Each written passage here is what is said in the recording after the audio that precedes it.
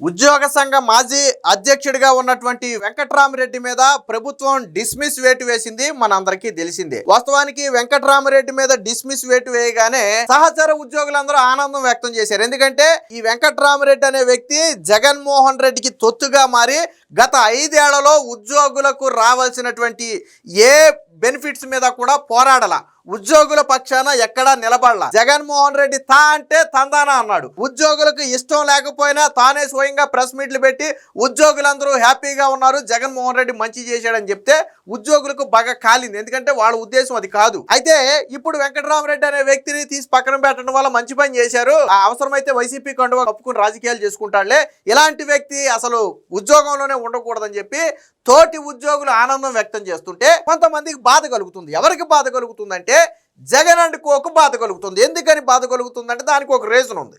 ఏంటా రీజన్ అంటే వైసీపీకి ఫంక్తు కార్యకర్తగా పనిచేసినటువంటి వ్యక్తి 2019 ఎన్నికలకు ముందు చంద్రబాబు ప్రభుత్వం మీద తీవ్ర విమర్శలు చేసి ఇది ఉద్యోగి వ్యతిరేక ప్రభుత్వం అని చెప్పి నాడు మాట్లాడి జగన్మోహన్ రెడ్డి వచ్చిన తర్వాత ఏమీ చేయకపోయినా ఆర్థిక పరిస్థితుల దృష్ట్యా మేము అర్థం చేసుకుంటున్నామని చెప్పి ఉద్యోగులకు వెన్నుపోటు పొడిచాడు. ఇతని భార్య శ్వేత ముషీరాబాద్లో గతంలో ఉమ్మడి ఆంధ్రప్రదేశ్గా ఉన్న సమయంలో వైసీపీ నుంచి పోటీ చేసేందుకు నామినేషన్ వేసే ప్రయత్నం చేస్తే అప్పట్లో వాళ్ళ భర్త వెంకట్రామరెడ్డి గవర్నమెంట్ ఎంప్లాయీ అని చెప్పి వాళ్ళు అడ్డుకుంటే అప్పుడు ప్రచారం చేసి వదిలేసింది తప్ప పోటీ చేయలేదు. ఆ తర్వాత జగన్ వచ్చిన తర్వాత జగన్ని పలుమార్లు కలవడంతో పాటు కొన్ని తన సొంత లాభాలు చూసుకుని ఉద్యోగులకు వెన్నుపోటు పొడిచాడు. అయితే నిన్న జగన్ దీని గురించి మాట్లాడాడు. పాపం వెంకట్రామరెడ్డి కష్టం వస్తే జగన్ తనకు కష్టం వచ్చినట్టుగా భావించాడు. ఎందుకనంటే మరి అతనితో అంటగాగి 5 ఏళ్ల పాటు ఉద్యోగులకు వెన్నుపోటు పొడిచాడు కదా. సో మరి ఆ కృతజ్ఞత అయితే చూపించినట్టుగా ఉన్నాడు.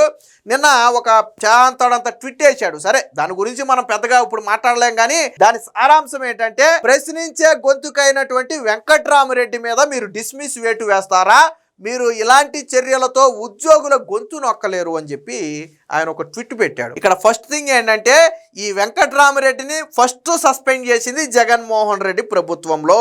ఎలక్షన్ కోడ్ అమల్లో ఉన్నప్పుడు ఎన్నికల ప్రచారం చేశాడు అని అప్పటి కడప కలెక్టర్, జగనే సీఎం అప్పుడు, కడప కలెక్టర్ ఎన్నికల సంఘానికి నివేదిక ఇస్తే ఎన్నికల సంఘం ఆదేశాల మేరకు జగన్ ప్రభుత్వంలోనే ఈ వ్యక్తిని సస్పెండ్ చేశారు. మరి ఎన్నికల ప్రచారం చేయకపోతే ఎందుకు సస్పెండ్ చేశాడు జగన్మోహన్ రెడ్డి? నువ్వు అదెందుకు చెప్పు? మొట్టమొదట అసలు సస్పెండ్ చేసిందే నువ్వు కదా. ఓటమి వచ్చిన తర్వాత దాని మీద ఎంక్వైరీ వేసింది, అది వేరే విషయం. అసలు సస్పెండ్ చేసింది ఎవరు? నీ ప్రభుత్వంలో నువ్వు సీఎంగా ఉన్నప్పుడు అప్పటి కడప కలెక్టర్ ఇచ్చినటువంటి నివేదిక ఆధారంగా సస్పెండ్ చేశారు. అది మాత్రం చెప్పడు. అంటే వెంకట్రామరెడ్డిని మొదట ఉద్యోగం నుంచి తొలగించింది జగన్మోహన్ రెడ్డి, డిస్మిస్ చేయలేదు కానీ సస్పెండ్ చేశాడు. అది మాత్రం చెప్పడు. ఇక గొంతు గొంతు గొంతు ఏంటి? వెంకట్రామరెడ్డి ఎవరి గురించి మాట్లాడాడు? ఏ ఉద్యోగి గురించి మాట్లాడాడు? ఎప్పుడైనా సరే ఉద్యోగుల బెనిఫిట్స్ కోసం జగన్మోహన్ రెడ్డి సిపిఎస్ రద్దు చేస్తానన్నాడు, చేయలే. ఏదైతే డిఏ బకాయిలు ఉన్నాయో పెండింగ్ పెట్టి వెళ్ళిపోయాడు, వాటి గురించి ఏ రోజు అడగల. 1వ తారీఖున జీతాలు ఇవ్వకపోతే జీతమో రామచంద్ర అని ఉద్యోగులు మొత్తుకుంటే దాని గురించి ఏ రోజు నిలదీయల. ఈ వెంకట్రామరెడ్డి ఏం చేశాడు? ఉద్యోగులకి గొంతుక గొంతుక గొంతుక. ఎవరు గొంతుక? జగన్ గొంతుక. వెంకట్రామరెడ్డి ఎవరు గొంతుక? జగన్ గొంతుక. ఉద్యోగుల గొంతుక కాదు. జగన్ గొంతుక అనడానికి నా దగ్గర ఆధారాలు ఉన్నాయి, చూపిస్తా చూడండి ఒకసారి. ఇక్కడ చూడండి, జగన్ ఓడిపోతే గ్రామ వార్డు సచివాలయ ఉద్యోగులు ఓడినట్లే. ఆ ఉద్యోగ సంఘం నేత వెంకట్రామరెడ్డి వివాదాస్పద వ్యాఖ్యలు.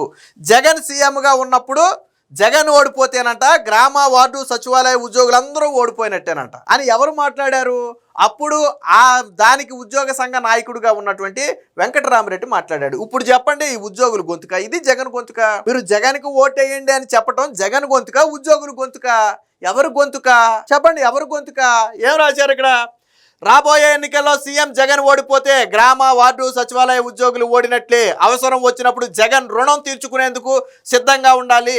ప్రభుత్వంపై ప్రజల్లో సానుకూలత వచ్చేలాగా కృషి చేయాలి అంటూ రాజకీయ నాయకుడిలాగా గ్రామ వార్డు సచివాలయ ఉద్యోగ సంఘం రాష్ట్ర గౌరవాధ్యక్షుడిగా ఉన్నటువంటి కాకర్ల వెంకట్రామరెడ్డి చేసినటువంటి వ్యాఖ్యలు వివాదాస్పదంగా మారాయి. అర్థమైందా? ఏమన్నాడు ఇక్కడ? జగన్మోహన్ రెడ్డి రుణం తీర్చుకునేందుకు సిద్ధంగా ఉండాలంట, ప్రజల్లో జగన్ పట్ల సానుభూతి వచ్చే విధంగా ఉద్యోగులు అందరూ కూడా కృషి చేయాలంట. ఇది జగన్ గొంతుక, ఉద్యోగుల గొంతుక? నేను అడుగుతున్నా, ఎవరి గొంతుక ఇది? ఇక్కడతో అయిపోలా. ఇక్కడ చూడండి, నేను జగన్ బంటును. ఏపీ జీఈఎఫ్ చైర్మన్ గా ఉన్నటువంటి వెంకట్రామరెడ్డి సీఎం జగన్మోహన్ రెడ్డికి తాను బంటునని, ప్రభుత్వానికి అధిపతి జగన్ కాబట్టి నేను ఆయన బంటుగానే ఉంటానని చెప్పి ఆంధ్రప్రదేశ్ ప్రభుత్వ ఉద్యోగుల ఫెడరేషన్ చైర్మన్ వెంకట్రామరెడ్డి అన్నాడు. ఇది కర్నూలులో జరిగినటువంటి ప్రథమ మహాసభలో ఆయన మాట్లాడటం జరిగింది. అంటే జగన్మోహన్ రెడ్డికి ఈయన బంటుగా ఉంటాడంట. ఎందుకనంటే జగన్ సీఎం కాబట్టి అంట. మరి ఇప్పుడు చంద్రబాబు గారు సీఎం కదా, చంద్రబాబు గారికి బంటుగా ఎందుకు ఉండవు? 2019లో చంద్రబాబు గారు సీఎం కదా, అప్పుడు నువ్వెందుకు ఇది ఉద్యోగ వ్యతిరేక ప్రభుత్వం అని చెప్పి నినాదాలు చేసి సోషల్ మీడియాలో బహిరంగంగానే పోస్టులు పెట్టావు? నువ్వు సీఎంకి బంటుగా ఉంటావా, జగన్కి బంటుగా ఉంటావా? జగన్కి బంటుగా ఉంటావు నువ్వు. ఎందుకంటే నీ ఫ్యామిలీ మొత్తం కూడా జగన్మోహన్ రెడ్డి అనుచరులే. నీ భార్య స్వయంగా ముషీరాబాద్ నుంచి ఆ ఎమ్మెల్యేగా పోటీ చేయడానికి ప్రయత్నం చేసింది. అప్పుడు నువ్వు గవర్నమెంట్ ఎంప్లాయ్ కాబట్టి ఆవిడ చేయడం కుదరలా. అది నీ చరిత్ర. ఇది గొంతుకంట. ఎవరు గొంతుక? ఉద్యోగుల గొంతుక. ఇది నేను జగన్ బంటునని చెప్పడం ఉద్యోగుల గొంతుక. ఇంకా అవలా ఇంకా ఉన్నాయి చూడండి. ఇది చూడండి, నన్నే ఓడించలేకపోయారు ఇక జగన్నే ఓడిస్తారు. ఉద్యోగ సంఘం నేత వెంకట్రామరెడ్డి 2023లో, ఇది 3/3/2023 వచ్చినటువంటి వార్త ఇది. తాను జగన్ కు నమ్మిన బంటునని చెప్పిన వెంకట్రామరెడ్డి చంద్రబాబు హయాంలో 3 కులాల అధికారులపై దాడులు జరిగాయన్న ఆరోపణ, పట్టభద్రుల ఎమ్మెల్సీ ఎన్నికల్లో వైసీపీని గెలిపించాలని పిలుపు. ఇప్పుడు చెప్పండి, ఎవరి గొంతుక? ఎవరి గొంతుక? జగన్ గొంతుక, ఉద్యోగుల గొంతుక? నన్నే ఓడించలేకపోయారు జగన్నే ఓడిస్తామని చెప్పి అప్పట్లో చంద్రబాబు మీద విమర్శలు చేశారంటే అది రాజకీయ విమర్శలా కాదా? ఎమ్మెల్సీ ఎన్నికల్లో వైసీపీని గెలిపించాలని పిలుపునిచ్చాడు అంటే అది రాజకీయ విమర్శలా కాదా? చెప్పండి, ఎవరి గొంతుక? జగన్మోహన్ రెడ్డి చెప్పాలా? నువ్వు రాసావు కదా, చెంతాడంత ట్విట్ రాసావు కదా, ప్రశ్నించే గొంతుకుని నొక్కేస్తారా అని రాసావు కదా. ఎవరి గొంతుక? ఏ ఉద్యోగి గురించి నిన్ను ప్రశ్నించాడు? గత 5 ఏళ్లలో ఏ ఉద్యోగి గురించి నిన్ను ప్రశ్నించాడు? ఇంకా వెంకట్రామరెడ్డి నైజం ఏంటో నేను చూపిస్తాను చూడండి. ఇది చూడండి, ఇది ఎప్పుడంటే 31 మార్చి 2019, అంటే ఎన్నికలకు కొద్ది రోజుల ముందు. అప్పుడు చంద్రబాబు నాయుడు గారు సీఎంగా ఉన్నారు. 2019 ఎన్నికలకు ముందు సంగతి. అప్పుడు ఏమని ఇచ్చాడు? ఒక సాక్షికి ఇంటర్వ్యూ ఏమని ఇచ్చాడు? ఇది ఉద్యోగి వ్యతిరేక ప్రభుత్వం అంట. ఇది ఉద్యోగ వ్యతిరేక ప్రభుత్వం అంట. ఇక్కడ ఏదో రాశాడు చూడండి. వైఎస్ జగన్ ప్రకటించిన 27% ఐఆర్ సిపిఎస్ రద్దు హామీలు అనేవి హర్షణీయమంట. మరి ఆ రెండు ఏమైపోయాయి? 27% ఏమైపోయింది, సిపిఎస్ రద్దు ఏమైపోయింది? ఇది చంద్రబాబు ప్రభుత్వం మీద విషం చిమ్మాడు కదా. సరే చూడండి, ఇది తర్వాత చూడండి. ఇది జగన్ ప్రభుత్వం ఉన్నప్పుడు రాష్ట్ర ఆర్థిక పరిస్థితి దృష్టి అంగీకరించామంట సచివాలయ ఉద్యోగుల సంఘం అధ్యక్షుడు వెంకట్రామరెడ్డి. చంద్రబాబు నాయుడు గారు 2014లో రాష్ట్రం విడిపోయినప్పుడు కట్టుబట్టలతో బయటకు వచ్చినటువంటి పరిస్థితి, ఉండటానికి కూడా లేని పరిస్థితి నుంచి ఆ రోజు అధికారులు బిల్డింగులు నిర్మించుకుని ఉద్యోగులకు తక్కువ టైంకి జీతాలు ఇచ్చేటువంటి పరిస్థితి చంద్రబాబు గారు తీసుకొచ్చారు. ఆయన ఉద్యోగి వ్యతిరేక ప్రభుత్వం అంట. మరి జగన్ వచ్చిన తర్వాత ఏమీ చేయకపోతేనంట ఆర్థిక పరిస్థితుల దృష్టి అంగీకరించాడంట. అంటే చంద్రబాబు గారు ఉన్నప్పుడు ఏమైనా పోగుందా అక్కడ? జగన్ వచ్చాక ఏమైనా పోగులేదా? మనం విడిపోయిందే అప్పులతో కదా.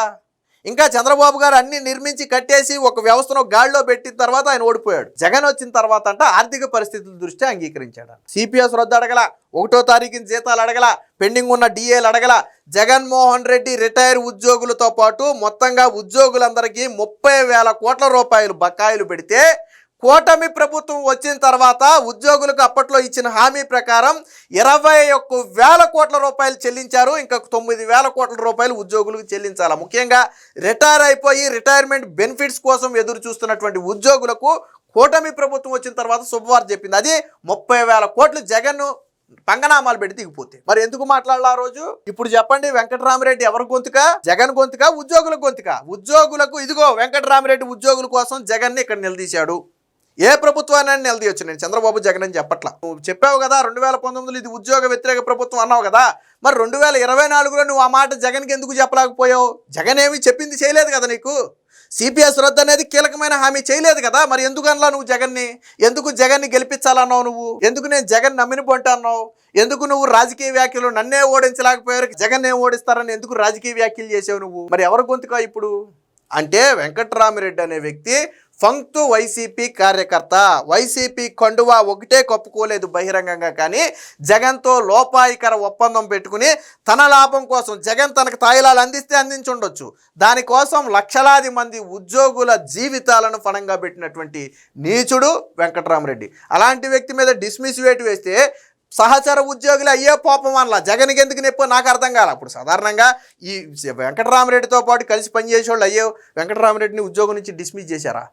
ఎంత తప్పు జరిగింది, పాపం కదా అని ఎవడు అనుకోలా. ఏమనుకున్నారు, వీడికి ఇలాగే జరగాల, వీడు వైసీపీ కండువా వేసుకుని మనల్ని ఎన్ని ఇబ్బందులు పెట్టాడు, వీడు ఏ రోజైనా మన పక్షాన పోరాడా, వీడికి ఉద్యోగం ఎందుకు, జగన్మోహన్ దగ్గర భజన చేసుకుంటూ ఆయన బతికేస్తాడు, ఇలాంటి వాడికి ఉద్యోగం వేస్ట్, దాన్ని ఇంకొకటికి ఇస్తే ఉపయోగం అని చెప్పి సొంతంగా పక్కన పనిచేసే వాళ్ళే అనుకున్నారు. సహచర ఉద్యోగులే అమ్మయ్య ఇలా వీడిని తీసేసి మంచి పని చేసింది కూటమి ప్రభుత్వం అని చెప్పి హ్యాపీ వ్యక్తం చేశారు. మరి జగన్కి ఎందుకు నొప్పి, పక్కన సహచర ఉద్యోగుడే అయ్యో పాపం అనలా ఈయన పీకేస్తే, నీకెందుకే జగన్మోహన్ రెడ్డి నొప్పి? ఎందుకనంటే ఉద్యోగ సంఘం ముసుగులో ఉండి నీకు ఇప్పుడు పని చేసేవాడు దొరకడు కాబట్టి నీ బాధ.